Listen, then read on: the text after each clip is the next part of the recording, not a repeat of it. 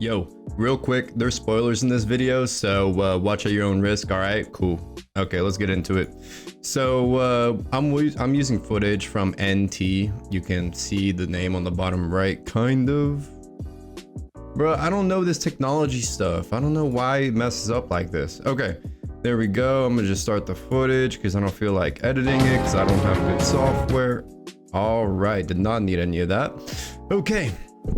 What's up, y'all? I'm here to talk about what's going on in the webcomic, and actually I read it all in one day, like literally today. I read it since I woke up until dinner, and you learn a lot. And if you think that there's like, okay, there's like a little bit more content than the manga, you're absolutely wrong. There is so much content in this freaking webcomic, it's insane.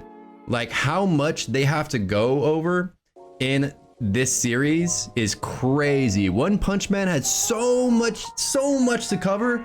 It's gonna be years until it's in anime form. I promise you, it's gonna be like 6-7 years before it gets not even close to where the webcomic is.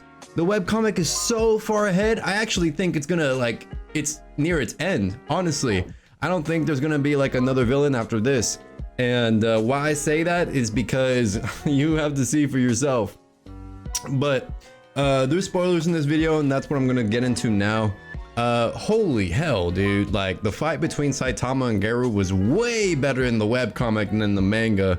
And hopefully the anime takes some consideration into the webcomic, but of course they're not, because they love what's already made in the best quality possible, because that's the anime as well. And we just have to live with that. Just, you know, hang our heads in shame and, you know, think about a better future. I don't know. That's what Saitama would do. But the webcomic has just a crazy amount of content. You probably won't see it for years on end. And I don't want to say a lot, but I will say there's like some really big differences. Like in the manga, you see Blast's face, you see his team, and then in the webcomic, it's literally not even shown. His face isn't even clearly shown. His team doesn't even exist. So the route that the manga is taking is completely different than the webcomic. Yeah, I would say so, because with this inclusion of other characters, it's like, bro, when is it gonna get back aligned with the webcomic? And not for a bit, from the looks of it, honestly, there is just like the amount of intense and honestly emotional scenes in the webcomic isn't like a whole lot more intense than emotional. And that's not why we watch One Punch Man. We watch One Punch Man because it is overall a very entertaining story. And I will say it's not episodic at all, just for a little part of the webcomic, and it's gonna mostly follow like one plot line, which is really good. What I will say about the webcomic, it's so worth reading, dude. Like, God, I love it. It was so good, dude. I loved it. I wish I could delete my memory of One Punch Man and read the webcomic, because even though the drawings aren't all that, it is still really just a really good story. It still is. And even if the manga is like straying from its direction, it's still you know, recommendable to anyone. And the drawing isn't even that bad. Well, it gets better. Like this you see right now in the webcomic, this is the fight between Saitama and Geru after Geru's monsterification. It gets better, I promise. It gets, okay, slightly better. Hard to say for sure from some of these panels, because some of them look pretty decent, but honestly, you're gonna like it if you read the webcomic. Overall, I really appreciate the fact that it's just really good storytelling. Not only that, but the things it covers. And I really don't want to go too deep into the spoilers, but now I am. So if you legit don't want to hear new stuff about One Punch Man, stop this video now, leave a like, leave a comment, and I appreciate you watching it all the way up to this point. But okay, let's just get into it. Bro, the ninja village? there's a whole village of Sonic Speed and freaking Flashy Flash, and they're somewhat related to each other and they grew up with each other, and there's also like the first ninja that's super powerful. Bruh, I liked it. It was really good. I didn't feel like it was just another arc. And it's really not even an arc. It doesn't even feel like an arc because it doesn't delve too deep into it. Yeah, there's scenes that brings in the graduated ninjas, and Flashy Flash and Sonic are both the last graduating class of the village before it mysteriously went away.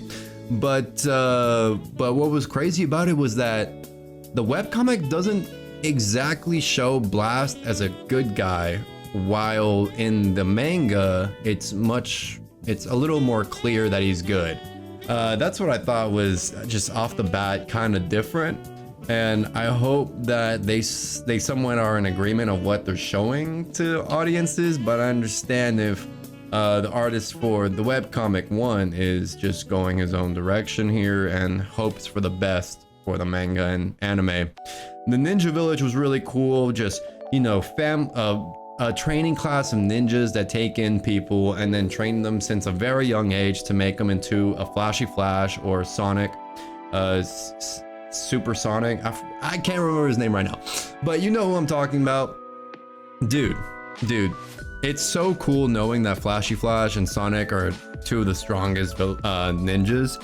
And with Saitama giving them those power-ups after beating up that one ninja that had the scrolls and weapons, it is so dope to think what they're gonna do next.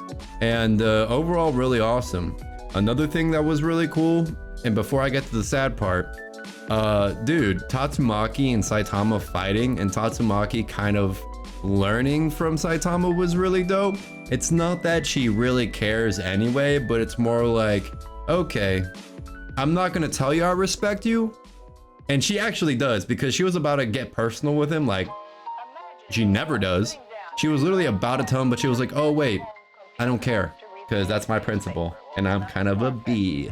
But other than that, dude, awesome fight scene. I think that they're gonna show that in the manga as well, hopefully. And Tatsumaki's a bad A. Fubuki, yeah, getting Psychos, that was cool too. And we're about to go into another layer of spoilers, so be ready for that. Bruh, the Mad Cyborg, finally know where he comes from. Really insane. Freaking Metal Knight, you know, the S-class hero that's actually the Professor Bofoy. He has tons of cyborgs and robots and military equipment and wants the world to depend on him, right? Why wouldn't he have the Mad Cyborg? Ooh, dude, it sucks for Genos because he sucks. Well, he doesn't suck, but he's just, you know, he always gets beat up. He always gets seriously destroyed, like completely wrecked. Kind of funny. But overall really enjoyable, even though you already know what's gonna happen to him, which is absolutely get wrecked. It's still a good watch. And it gives his Dr. Kusuno, you know, something to do. Really sick, really enjoy him fighting, but dude, he just keeps getting wrecked. And now the next thing. Spoiler, Blast's son. He has a son, because of course he's human as well. He has a freaking son, and what's his name? Blue? Cool. But really cool that he has a son, and his son is just really young still, but powerful, so that's a good thing. Like, he can solo a monster level dragon, and pretty dope of him to do, because not even Genos can. Well, he can, but he's just gonna be absolutely wrecked afterwards. So he's definitely not as strong as Blue, but still, you know, goes for the upgrades and ends up being more powerful.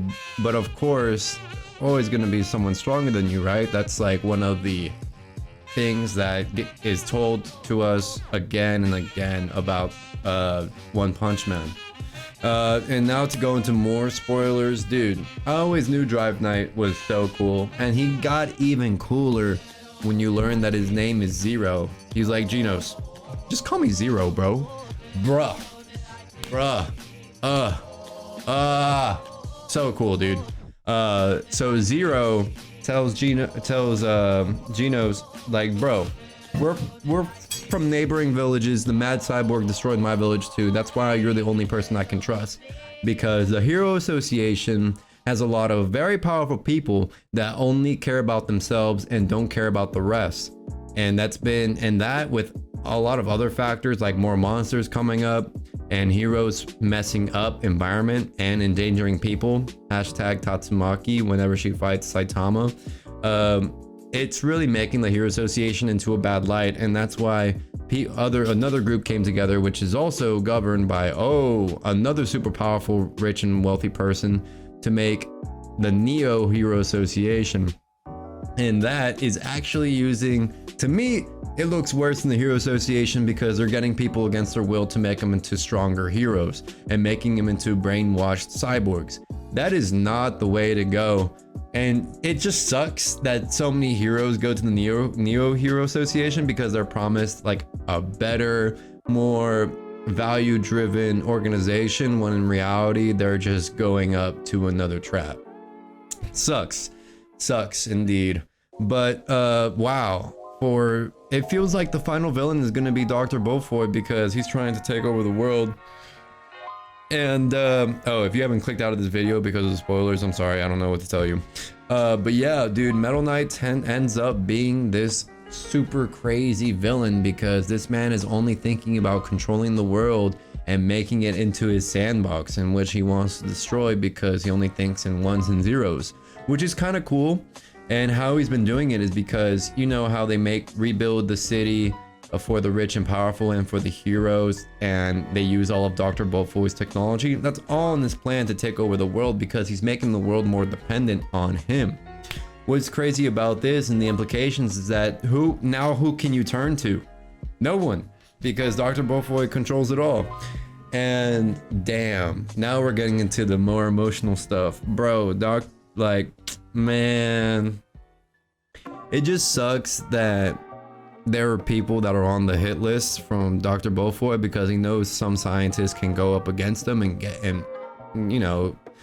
get together, become more powerful than them. And it just sucks that, bro, R.I.P. Dr. Kusuno. He got hit. He got wrecked. It just sucks, man. Holy hell. That was crazy. And of course, Genos there and Saitama being there, they go insane. Man, that was awesome. Truly.